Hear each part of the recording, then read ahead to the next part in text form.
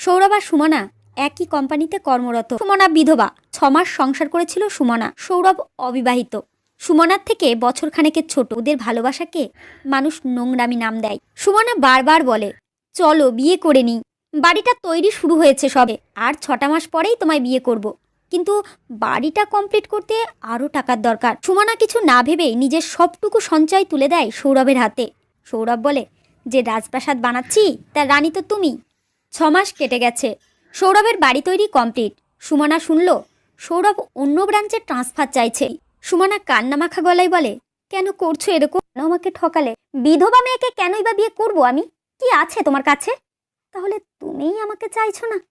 না, চাইছি না। 1 সপ্তাহের মধ্যে সৌরভ নববিবাহিত স্ত্রীকে নিয়ে ফেসবুকে ছবি পোস্ট করে ক্যাপশনে লিখল, আমার রানী। ফোনটা ধপ করে পড়ে গেল হাত থেকে। তারপর আর কিছু মনে নেই সুমনার।